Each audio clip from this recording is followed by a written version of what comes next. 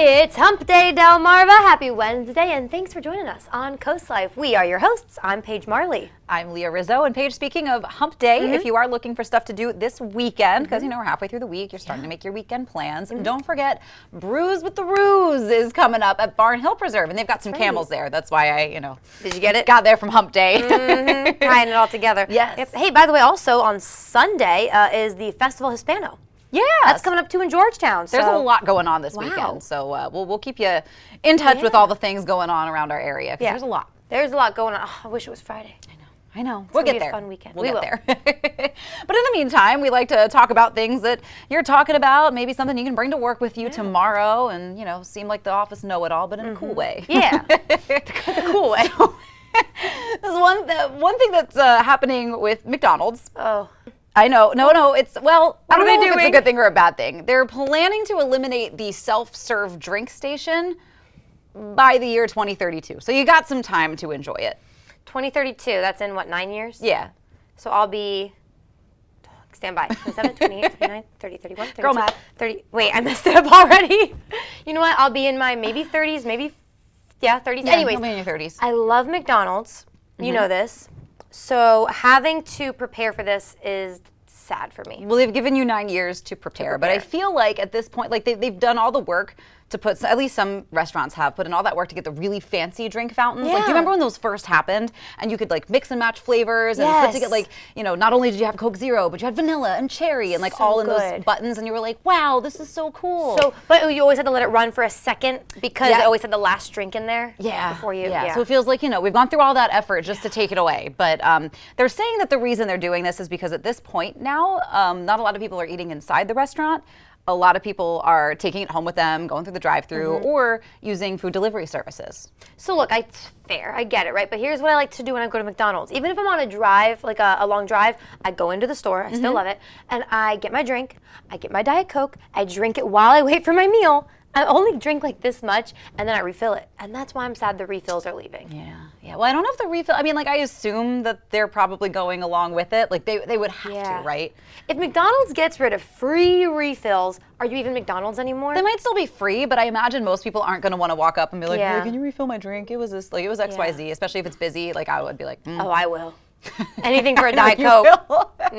No shame in that. But I feel like maybe this is just me, but maybe part of the reason people aren't eating within the restaurant anymore is I feel like McDonald's got this glow up, so to speak. Yeah. Like, remember in the 90s it was fun, and maybe it's just because I was a kid in the 90s, so like it felt like McDonald's was catered towards children. It was like a little crusty, but like a little crusty, but all the colors were vibrant. You had all those characters, and like now it's corporate McDonald's, and there's a lot of like neutrals inside, and you're like, it's not the same. Where'd the clown go? And didn't they get rid of like all the playgrounds too? I think they did get rid of a lot of play places. What are you doing? The play place, it's kind of nasty when you really think about it. Oh, it's so nasty, but has a cherished part of everyone's childhood. Exactly. Well, that's depressing, but you have 9 years to grieve with me. You got 9 years to prepare. Something else that people are sort of talking about, how would you feel if I sent you this beautiful letter about our friendship and just how special you are? Thank you. Only to find out that I didn't write it. I made an AI robot write it. I would be depressed. You'd be hurt, right? I'd be hurt. Well, it seems like that's the general consensus, that like as AI kind of takes off, maybe you do want to send a little love note to somebody in your life, but you don't have the time because it's busy, and that does take a lot of time and effort. I'll sometimes leave like little doodles for my man, and like, sometimes it's exhausting though, because you're like, I'm out of animals to draw, or so I try. I put the effort in. Yeah. But if he found out that AI was sending that, he'd be hurt. I'm so tired of AI. Everyone join with me. No more AI. No more. I'm just kidding. I use it sometimes, but no, that's upsetting. It is. Yeah, that's sad. And I bet AI is going to start writing books. Yeah. They're going to start writing love letters. I mean, well, it's interesting because there's a lot of things that, this is sort of like inside scoop. I don't know if you're interested in the broadcasting world, but certainly in like some of my background where AI can mimic voices and mimic writing and all of these things that it does really well in a human way. I actually think while the voices sound like a person now, less like a robot, there's still not the same level of inflection. Like somebody I know listened to an AI version of my voice and they were like, that's not Leah, that's not how she talks. You can tell. So you can tell still, and hopefully we don't get to the point where you can't. But we are, and that's what scares me. We're gonna get to the point where books are written in AI, and wedding vows are gonna be AI, and we're just gonna lose the humanity that is us. Yeah, that line between reality and fiction is blurring real hard. Worst. So, I'm not about it. Sleep tight. You know, if your man writes you a love letter with AI, red flag, dump him. Yeah, that's what I'm gonna say. Keep the handwritten note alive. I support it. One more thing that we kind of want to talk to, maybe this is on a much more lighthearted note, a little more fun. Is there something that you have, one of your possessions, and you know, like maybe you even knew the instant the cash left your hand or the instant you swiped that card that it was going to be a useless piece of junk, but you had to have it at the time? So many things. So many things. The one thing I can think of, though, is I have this thing called a comfy. And it is what it sounds like. It is just, it's like, imagine the biggest sweatshirt you could ever own, made out of blanket material. It has a hood, has a little pouch, and it's like, yeah, I don't need it, but I need it. Do you get what I mean? Like, I don't need it, but I need it. See, at least that serves a purpose, though. Yeah. Where, like, at least you know you're getting use out of the comfy. I love it. I can't live without it. I went to a Renaissance fair a few years ago. Oh, gosh. And I heard this, and I mean, I am the dream customer at a Renaissance fair because I am easily persuaded into buying stuff that I don't need when in costume. And so we were at the Ren Fair, and this guy was playing this little clay instrument, and it was the most beautiful sound I had ever heard. And I don't know what spell he put on me, but I was like, I have to have it. I have to own it. So I bought this little $20 ocarina. Ocarina. Okay. I don't play an instrument. I don't play music at all, but I was like, I have to have it. I learned like how to stumble through one song. It wasn't Hot Cross Buns, but it was close. Oh my gosh. And I have not touched it since. But you don't want to get rid of it because I don't want to get rid of it. You're like, I will use it eventually. Yep. Oh man. So think about it. What's the most useless object you own? And you can always chime in on our socials, especially our Facebook page. We'd love to hear from you there. You can also always email us, team@coastlife.com. Yeah, we love to hear from you. We also love the show that we've got planned for you today. Another great one. We are checking out the Lone Cedar Bluegrass Festival coming up. And we're talking with Possum Point Players, a really exciting show coming up, and an anniversary celebration. And you know how when you're scrolling through TikTok, there's lots of things that maybe you want to try? Well, I think Paige and I are going to be trying those for you because TikTok is making us try it. So we're going to explore some of those products so you don't have to. On the way. All that and more is coming up when Coast Life gets back. Coast Life is brought to you by BB Healthcare, Coastal Comfort Heating and Air Conditioning, Preston Automotive Group, Shell Brothers, and the Parker Group.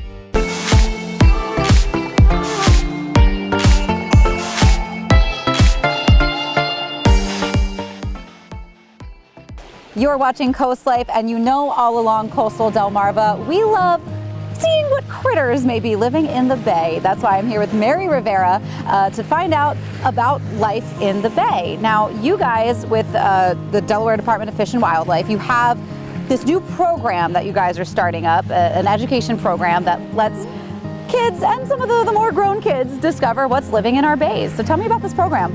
Yes, so this is a new program we're starting this summer, and it's called Life in the Bay. And it's to show people in Delaware, they can come by and see some of the aquatic creatures that live right along the edge of Delaware Bay, or maybe in a tidal stream like this one. Just an interesting fact for kids to see what's out here. It is. We have a lot of biodiversity in our area, especially our wetlands.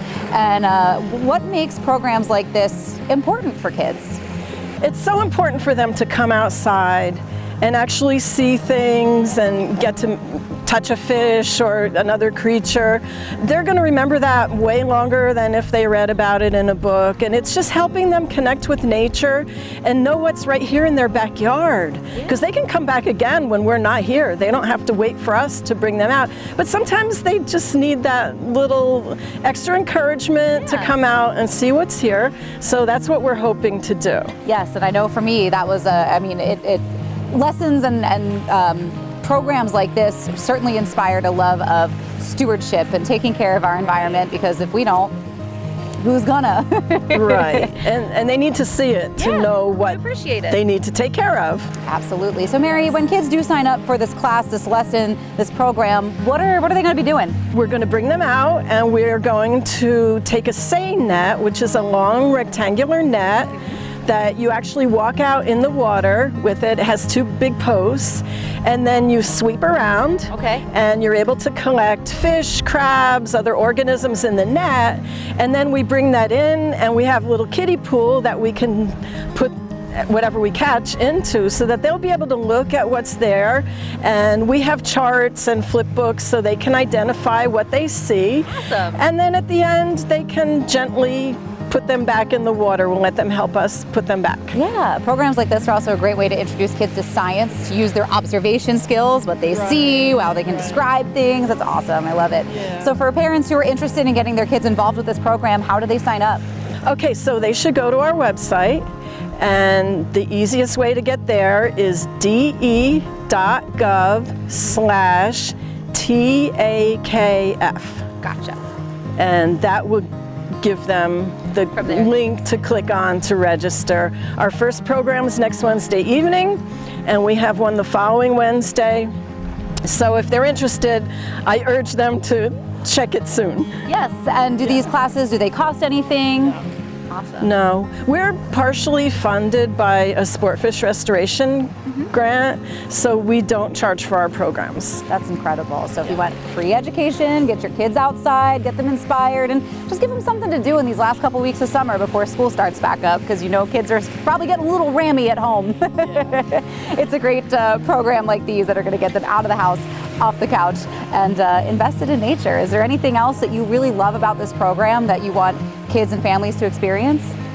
I just love the idea of getting the kids out. They don't have that many opportunities to go out in nature anymore. And I just want them to, you know, get their feet wet and maybe get a little muddy and just connect with nature. That's so important.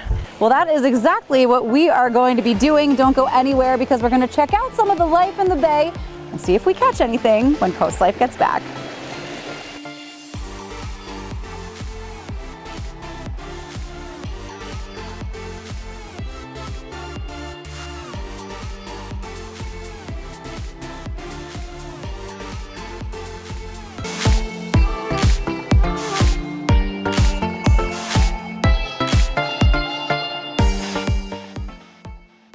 You're watching Coast Life, and now before the break, we were talking about the Life in the Bay program with our friends at Delaware Fish and Wildlife, which is a branch of DNREC. And I'm here with Taylor now. She's going to kind of lead me through this Life in the Bay lesson. So what are we doing? Remind me what this net is called. We are going to use, this is a seine net, so we are going to use it. We have, the top has these little floats, so that keeps it above the water, and then we have lead line on the bottom, so this will keep it on the bottom of the bay. And then we'll catch anything in between. So anything that is living in the water column, we will be able to catch using this net. And that can tell us what's going on in the bay. So looking at fish species and different critters that we find out in the bay can tell us about the health of the water. We are at Woodland Beach, so this is a beach that used to be a actual tourist area, and has, in the early 1900s, has since turned into more of a fishing area. So we hopefully will find a good amount of fish. And we'll go through, we'll have one person be stationary, and then one person will kind of sweep a section of the bay that's the length of this net, and then that can give us a representative sample of what's out there. Awesome, I'm so excited. So let's get to it.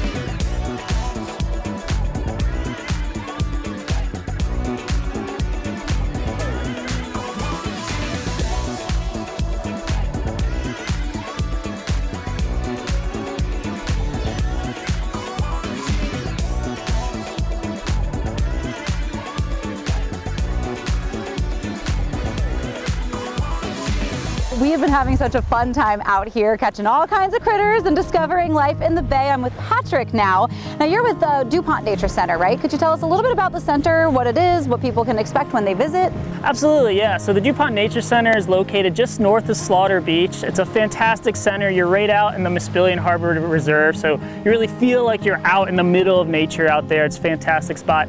Inside we have all sorts of exhibits that teach you about the natural and cultural history of the region, as well as some aquariums with some native species that highlight a lot of the things we might have been catching today. So it's a great spot. We have public programs as well, so come on out and drive on way down our road and find us out there. I guess let's talk a little bit about what we did catch today. How'd I do? You did fantastic. You did great. We caught quite a bit. I mean, you didn't get pinched by a crab, right? True. That's about as good as it gets when you're catching these crabs out here. We didn't quite grasp the eel, unfortunately. A little slippery, but he showed up. yeah. But I mean, we caught some awesome things. Especially we caught the state fish, right? Yeah, that's right. That's a pretty neat catch. So I mean, you never know what you're gonna get out here, and so it was a fun time getting you out here and testing your skills. And I think you're natural. So Thank you. Well, I had tons of fun coming out here and participating in this program. So if you've got little kids that, you want to make sure they get out and discover nature, or maybe you've already got a couple of little nature enthusiasts on your hands, make sure you check out this program. Again, they start up soon, so make sure you check out. We'll put all our info online for you. But don't go anywhere because there's more Coast Life coming your way.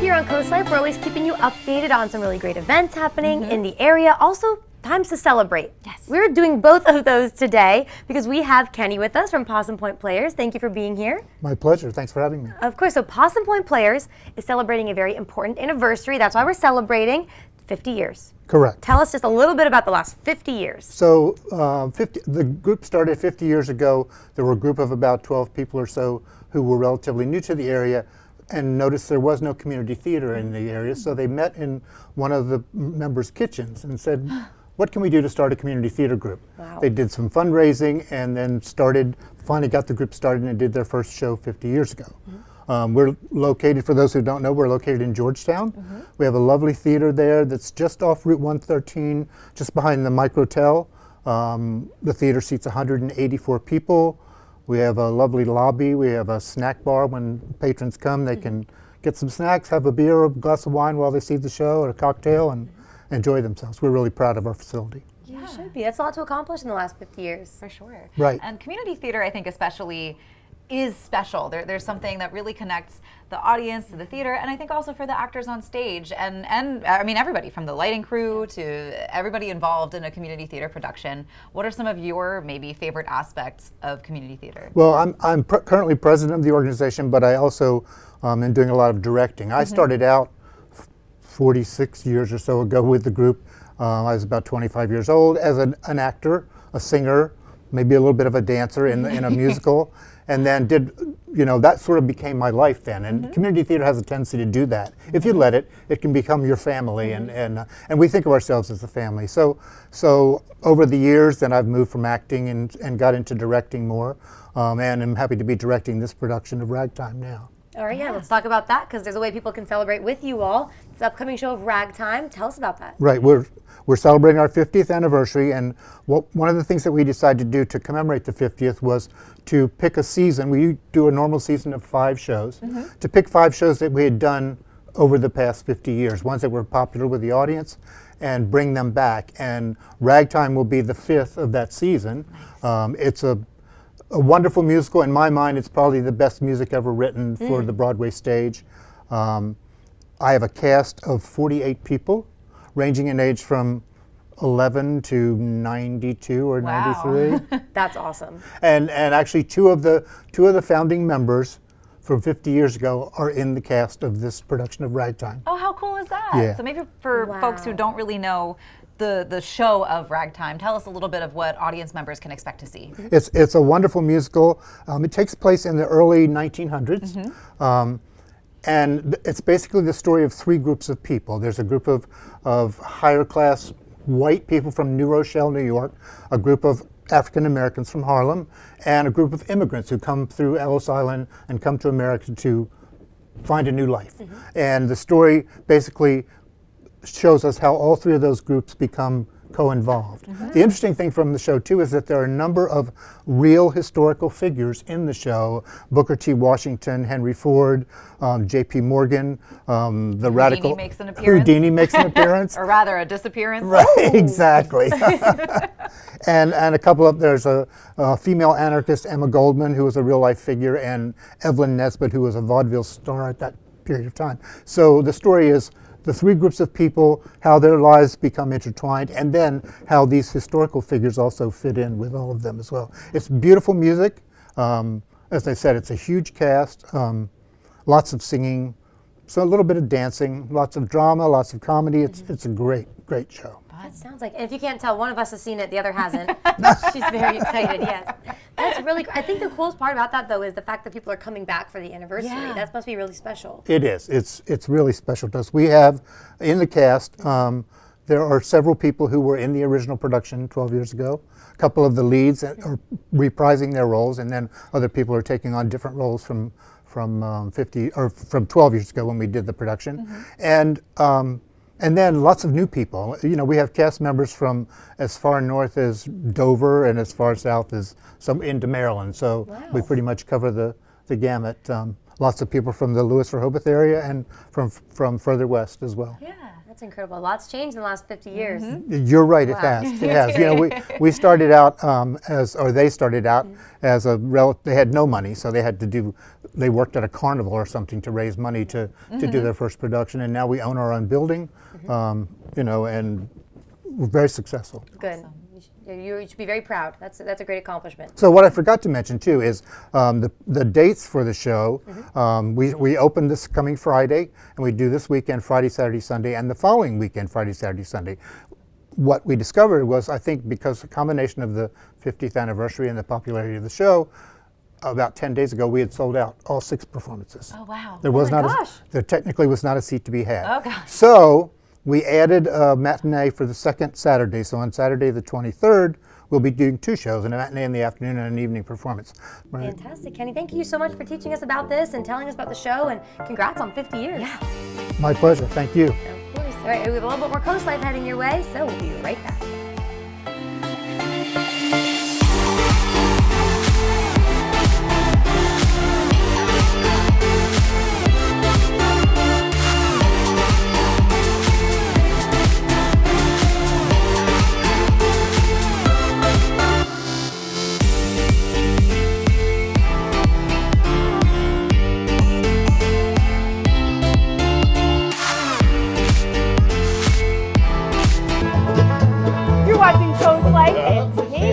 Listen to that sound. There is nothing like bluegrass music, and there's going to be a whole lot more where that came from coming up Saturday, September 16th here at Lone Cedar Acres. And here is the guy who's making it all happen, Bobby Dickerson. He is the founder of the Lone Cedar Acres Bluegrass Festival. Second year. Second year, yes. So what can folks expect this year? Much of what we had last year, except for even bigger. We have more vendors coming this year, merchandise vendors. Food vendors are still going to be here. Lots of things for the kids to come out and do. Moon bounces, petting zoo, face painting, tons of stuff for kids. 12 and under are free. So there's no way to get bored. No way to get bored. So can you just tell us a little bit about how the whole festival came to be? Yes. So we purchased this property 2 years ago and had our first Bluegrass Festival in sort of remembrance of my grandmother. I used to go as a young child to a lot of Bluegrass Festivals with her, and had the vision to have something out here. And we had such a big response last year, and just wanted to answer that response. So many people said, "When are you doing it again?" And we decided we're going to have our second annual. Can we talk for a second about this facility, this pavilion here? Absolutely. It's beautiful.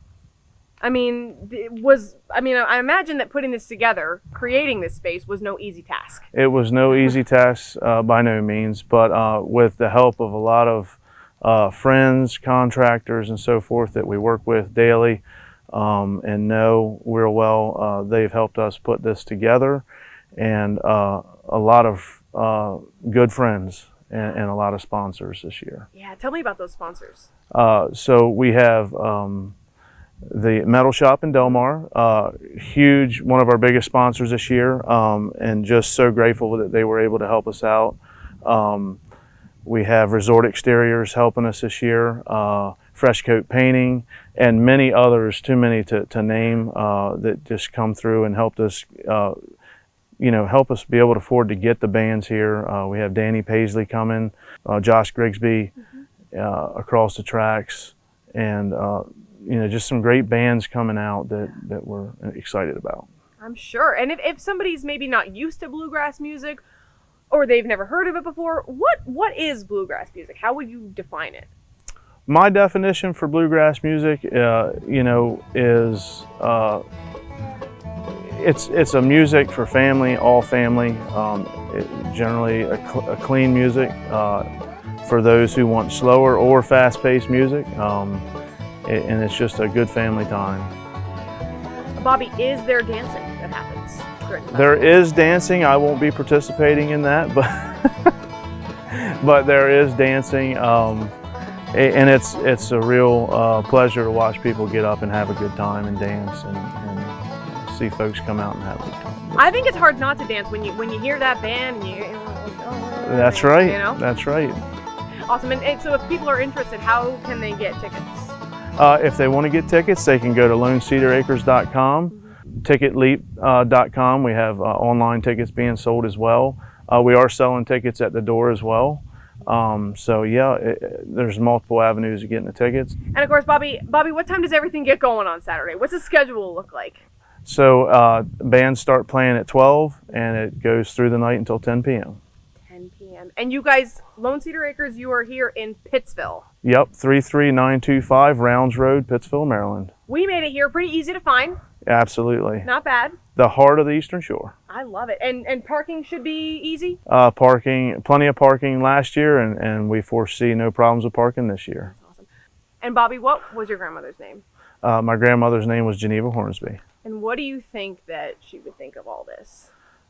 She'd be very proud of it, of bluegrass being here on the shore. She'd be very proud to see this happening, and seeing people still enjoying bluegrass music today. And I'm sure she'll be looking down for good weather that day. Hope so.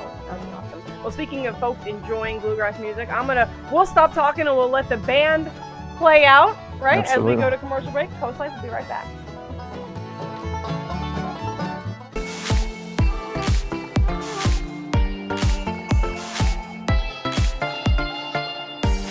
You are watching COASTLIFE, and take a look at this. We are back with a really cool setup. Yes. We're talking cottage cheese This today. one's for you. This is. So I have my hair back a little because we're going to be doing some, not cooking, but assembling today. All right, so we're talking cottage cheese. Before you're like, ew, black, change the channel. Stop. Give me a chance. Because cottage cheese, Leah, is trending. It is trending, and I was a little, and I can vouch for her on this one, because when you were talking about cottage cheese, I know you're a big cottage cheese fan, you were like, I love it with the pineapple in the morning, and I was like, I know. I'm not a fan, but I know. I gave it an honest try, and you know what? I think you swayed me a little, Thank so you. I can get on board with the cottage cheese train. It's not too bad. So we're diving into cottage cheese today. I'm going to show you kind of a sweet breakfast way to enjoy it and a savory one later on. First thing though, you got to pick out your cottage cheese. True. So today I have large curd and small curd. I know, the word curd is disgusting. But basically what that means is just like, cheese curds. So this has larger chunks of cottage cheese. This one has smaller ones. I tend to go for the lower fat as well, just because, I don't know, just texture-wise, but... Well, and that's kind of part of the reason why cottage cheese is trending in the first place, is that especially for people maybe trying to maintain or lose weight, it's a really healthy option for that, because it can be high in protein and low in fat and carbs and everything else. That's exactly right. So I went with a 4% today because I wasn't sure. I thought we'd go somewhere in the middle. Yeah. But I mean, honestly, this has no added sugars. Yeah. Lots of protein, like you said. Yeah. So, Leah, you know this. I'm not a cheese person in general. No, you're not. But cottage cheese is my thing. So let's go. Give this a try. I'm gonna show you a really good cottage cheese recipe. First, we're going to pick a fruit of choice. I chose pineapple. That's your fave. This is my fave, but you can use, I've seen people do blueberries, strawberries, peaches. I think I did the mango once. That was a good one. Delish. And sometimes I even do just like the canned pineapple, but today we're gonna keep it fresh. So we're gonna cut this really quick. Stay right there.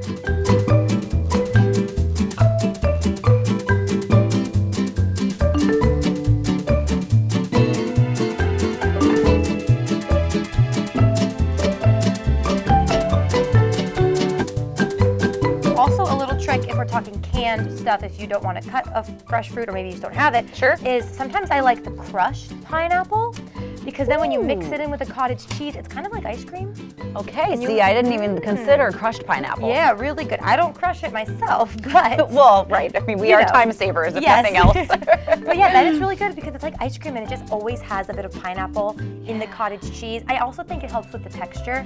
Yeah. If you're a texture person, cottage chease can be difficult to eat. So I'm just gonna cut up this pineapple in bite-sized pieces and we're going to throw it in a bowl and off to this. Off to the races. Yeah, honestly. So we have a little bowl here. I'll just throw some in.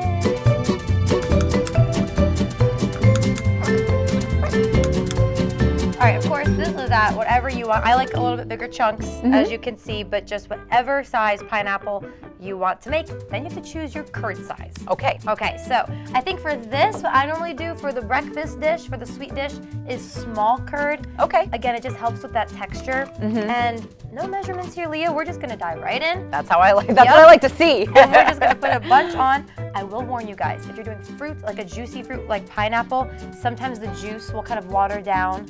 So if I ever like meal prep this, I won't stick the fruit in until the morning of. Yeah. Because then it's just kind of unsettling seeing your cottage cheese all watery. You know what I mean? So. See, now I'm learning because I feel like when I tried, to do the cottage cheese on my own, because you told me, fruit and cheese, and I was like, okay, great. And I thought I nailed it, but you've got more tips and tricks than I was thinking, because I was trying to meal prep it, and I had, you're right, the juices from the fruit, and so like by day 3, if you're trying to meal prep, like that 3rd jar of fruit and cottage cheese, you're a little like, ooh, I don't know. Yeah, and it might taste good, but it doesn't. I still ate it, yeah, it tasted fine. Yeah, but it doesn't look all that appetizing. So my go-tos again for toppings, we have the pineapple, we have the cottage cheese, cinnamon, and if you're feeling crazy, honey.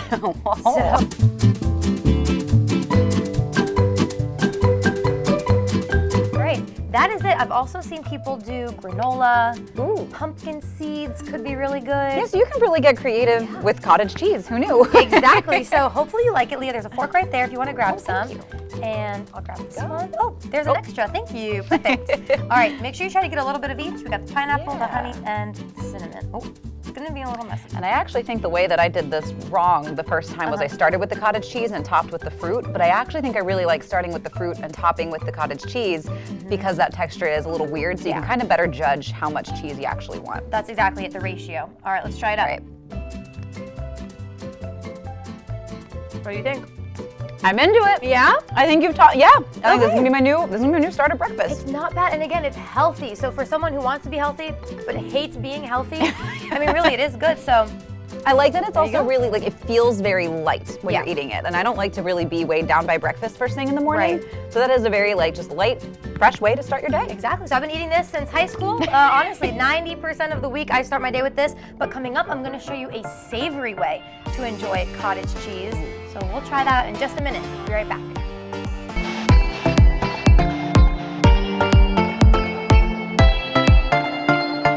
You're watching Coast Life, and we are back with our Cottage Cheese Chronicles. Yes, I like that, the Cottage Cheese Chronicles. Hopefully you stuck around, and hopefully I've given you a little insight into how good cottage cheese can be. Yeah, because I mean, I will tell you, I was not a believer at first. I was not on board with cottage cheese, but you changed my mind. And I think actually this preparation, I'm like, okay, I can get back into cottage cheese, because like I was taking a little break for a minute, because I was like, again, that texture after a while can be tiresome, but like now I'm excited to try it with like the fruit on the bottom and the cheese on top and cinnamon. That was a big addition. Thank you. And it's all healthy. It's all good for you too. And I mean, I don't blame you, because who wants to just eat this?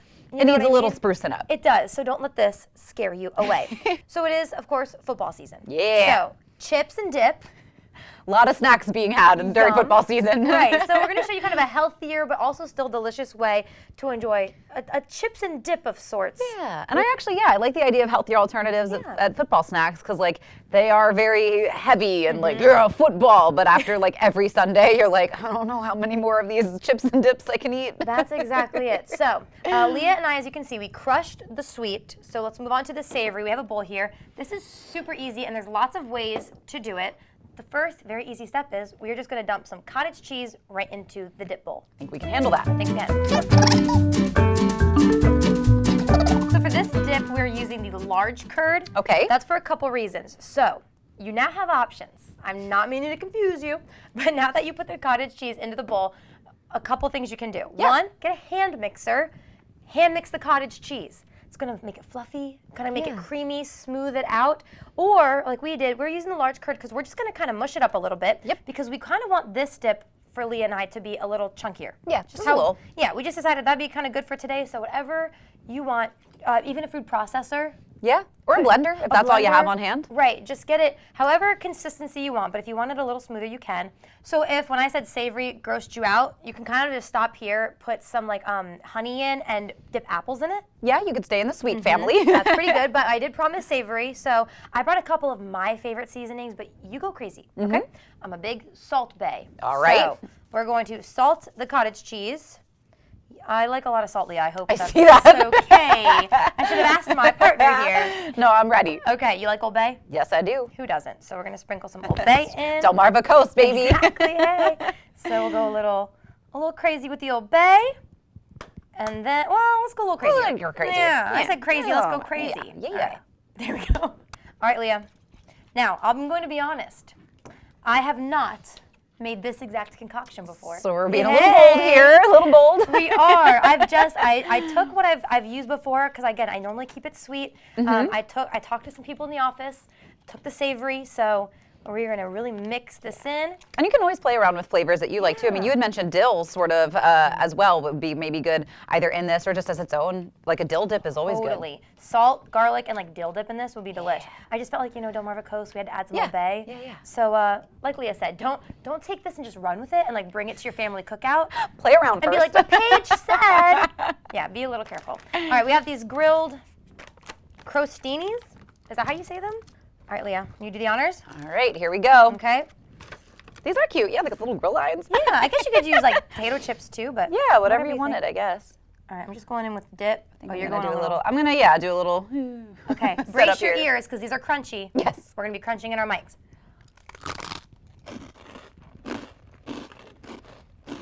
Leah. Okay. I'm actually so surprised.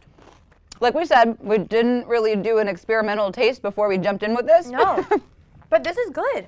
But it does remind you sort of a seafood dip without the seafood. So maybe if you even does. have a shellfish allergy, this is a good way to enjoy. I'm really happy with this, and I like that we kept it a little chunky. Yeah, Because we it do. kind of just reminds me of like a crab dip or something Yeah, without the yeah. crab. All right, there you have it. So maybe you can bring this to your next cookout or your football party, and no one's even gonna know it's cottage cheese. Yep. Well, thank you for joining us on our Cottage Cheese Chronicles. I hope you tried this out and let us know if you do and if you like it, especially if you're looking for a healthier way to enjoy football season. Yeah, snacking during football season.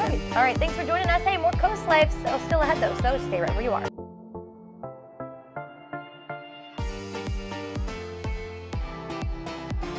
Before we let you go today, Leah, you were telling me it's a special day. Yeah, we have to celebrate. Okay. And what we're celebrating is National Peanut Day. Woo! What's your favorite way to eat peanuts? I think peanut butter, and I tend to like either a peanut butter milkshake Yum. Ooh. or in between chocolate. Wait a minute. How did these get in here? We're celebrating National Peanut Day with some peanut butter cups. Oh my gosh. Okay, so peanut butter milkshake.